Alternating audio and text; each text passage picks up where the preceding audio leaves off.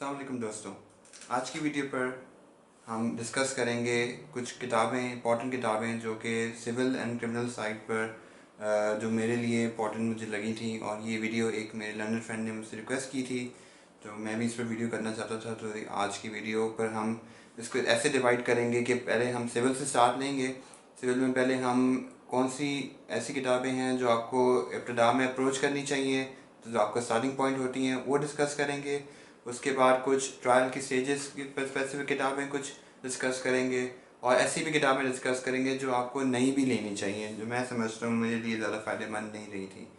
फिर हम कुछ किताबें क्रिमिनल की टच करेंगे, और आखिर में कुछ जनरल किताबें जो कि मुझे पढ़ के काफ़ी, जो मेरे उस्तादों ने मुझे दी थी, या जो मेरी पढ़ के काफ़ी ब्रॉड माइंड हुआ था, मुझे एज ए होल प्रोफेशन में बड़ी किताबों ने मदद की थी, तो हम उनको भी देखेंगे। तो आज सबसे पहले हम सिविल से शुरू लेते हैं। तो सबसे पहली इम्पॉर्टेंट किताब जो मेरे ख्याल से सबसे इम्पॉर्टेंट किताब थी, जो कि मुझे एक्चुअली पंजाब बार काउंसिल की तरफ से मिली थी जब मैं एज ए एडवोकेट इनरोल हुआ था, वो थी सिविल मेजर एक्ट्स। वो सिविल मेजर एक्ट्स अलग अलग किस्म की आती हैं। ये वाली किताब मुझे पंजाब बार काउंसिल से मिली थी, ये कमेंट्री के साथ है। उम्मीद करता हूँ आपकी स्क्रीन पर नज़र आ रही होगी। ये वाली किताब सिविल मेजर एक्ट्स बेसिकली आपका स्टार्टिंग पॉइंट इसलिए है कि इसमें हर इंपॉर्टेंट एक्ट जो कि सिविल की प्रैक्टिस के लिए आपके लिए ज़रूरी है, वो सारे एक्ट्स आपको एक किताब में मिल जाते हैं। ये वाली 2 वॉल्यूम के अंदर है, कुछ आपको शॉर्ट फॉर्म में भी मिल जाएंगी बगैर कमेंट्री के। लेकिन सिविल मेजर एक्ट ऐसी चीज़ है जो आपको पता होनी चाहिए, कोर्ट में आपके पास होनी चाहिए, इसको कभी भी रेफ़र करने की आपको ज़रूरत पड़ सकती है। और ये मेरे लिए, मेरे ख्याल में सबसे इम्पॉर्टेंट किताब थी, इसमें हर चीज़ कवर आपकी हो रही होती है सिविल के लिहाज से। सेकेंड मोस्ट इम्पॉर्टेंट किताब जो मैं समझता हूँ वो है आपको ट्रायल के हिसाब से CPC कमेंट्री बाय आमिर रज़ा साहब। इसमें डिफरेंट है, इसमें मुझे आमिर रज़ा साहब की कमेंट्री सबसे अच्छी लगती है। इसमें इसका नया एडिशन भी आ चुका है, अब ये आपकी स्क्रीन पर आ रही होगी। नया एडिशन भी आ चुका है इसका। आमिर रज़ा साहब की कमेंट्री एक बार बहुत ऑथेंटिक मानी जाती है और वेरी वेल एक्सप्लेन है, क्योंकि ट्रायल के बारे में CPC आपको पता होना और समझना आना बहुत ज़रूरी है। क्योंकि आप जितनी मर्ज़ी आपकी अच्छी तैयारी हो, अच्छी रिसर्च हो, अगर आपको ट्रायल के प्रोसीजर के बारे में नहीं पता तो आप मार खा जाएंगे। इसलिए ये किताब ज़रूर पढ़ें। इसमें इवन कमेंट्री में मुझे इतना फ़ायदा हुआ था कि कभी कभार आपको ऐसे केसेस मिल जाते हैं या ऐसे आपको एग्जांपल्स मिल जाती हैं जो कि आपके सिनेरियो से फिट हो रही होती हैं, कि मुझे एक नुक्ते पर पॉइंट चाहिए था, मुझे केस लॉ में नहीं, मुझे ऑनलाइन रिसर्च पर नहीं मिला, लेकिन मुझे इनकी कमेंट्री में उसी नुक्ते पर मेरे पॉइंट मिल गया था और मैंने वो कोट भी किया था जज साहब के सामने। तो इसको आप ज़रूर रेफर में रखें। CPC पर और भी बेशुमार कमेंट्रीज़ हैं। M महमूद साहब की भी कमेंट्री है जो कि कुछ इस तरीके से है, इसकी भी 2 वॉल्यूम है। इसमें इंडियन कमेंट्रीज़ भी आपको मिल जाएंगी। उन कमेंट्री से मैं ज़्यादा प्रेफर नहीं करूँगा, आपको काफ़ी सारी कमेंट्री मिल जाएंगी CPC पर। वो इसलिए है कि कुछ कमेंट्रीज अक्सर गलत भी होती हैं, इनमें गलतियाँ भी लिखी होती हैं, कुछ लॉ सही तरीके से नहीं प्रिंट हुआ होता, नहीं लिखा होता, तो मैं इनको ज़्यादा ऑथेंटिक नहीं, इन पर आप नहीं रिलाई कर सकते। आपको अपनी अंडरस्टैंडिंग होनी चाहिए। कोई भी कमेंट्री हो किसी भी स्टैट्यूट की, आपको ज़रूर उस पर अपनी राय रखनी चाहिए और उस पर बिल्कुल आपको रिलाई नहीं करना चाहिए।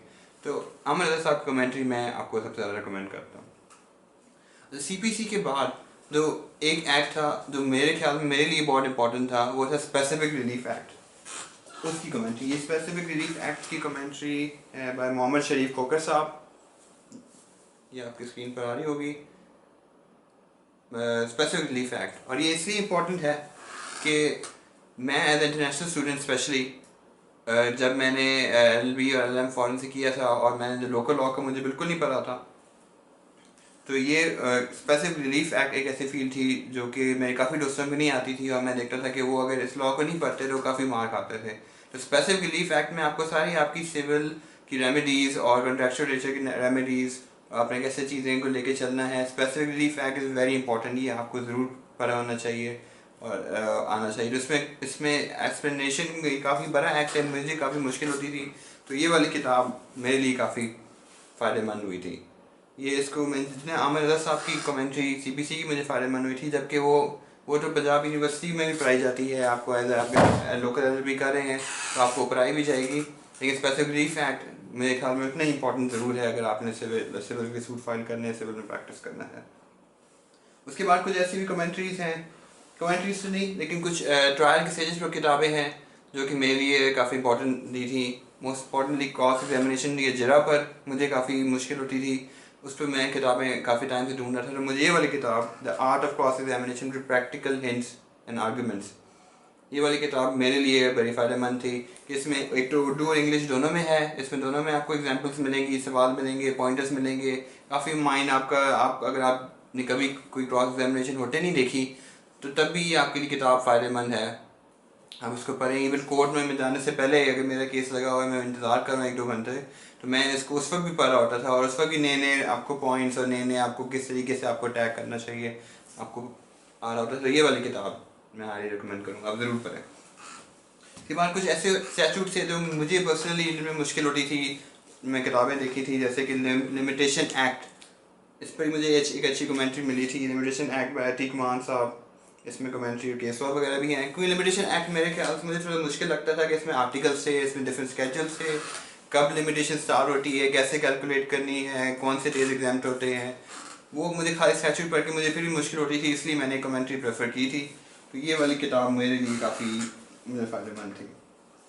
इस तरीके से फाइनेंशियल इंस्टीट्यूशंस ऑर्डिनेंस की मेरी कुछ प्रैक्टिस रही थी, तो उसमें क्योंकि फाइनेंशियल इंस्टीट्यूशंस का आपको पता होगा प्रोसीजर सिविल ट्रायल से फ़र्क है, उसमें आपको लीव टू डिफेंड फाइल करनी होती है, उसका प्रोसीजर ही काफ़ी फ़र्क है। तो उसमें आपको मेरे लगता था कि मुझे एक मेरे पास रिसोर्स भी होनी चाहिए।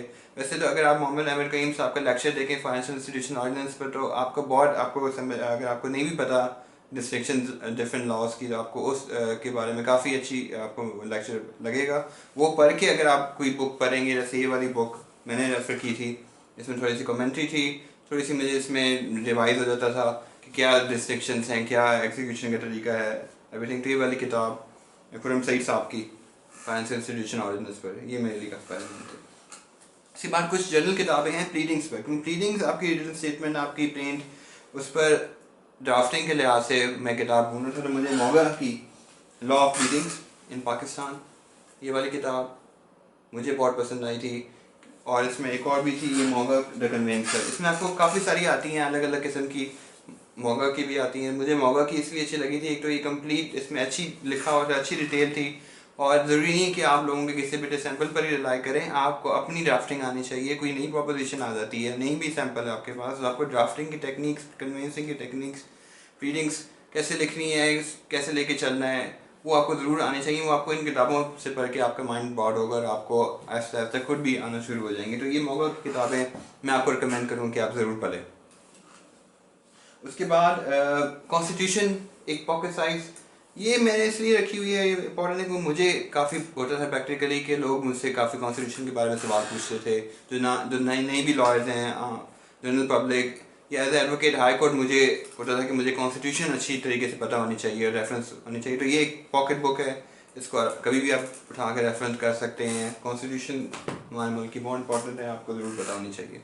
तो ये थी कुछ सिविल की बुक्स।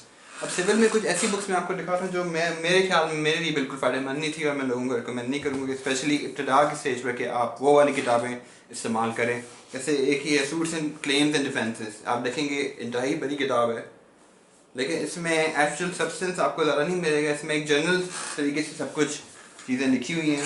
इसी तरीके से और भी किताबें हैं, जैसे कि sign post on the road to civil trials, ये भी ज़रा वेग तरीके से लिखी गई है, इससे आपको ज़्यादा नहीं फ़ायदा होगा। अगर इन किताबों को समझते हैं आप पढ़ के, कि बड़ी बड़ी किताबें पढ़ के आपको सारा लॉ आ जाएगा और आप इसके चैम्पियन हो जाएंगे, तो मेरे ख्याल में ये प्रैक्टिकल एक्सपीरियंस से ज़रा दूर है।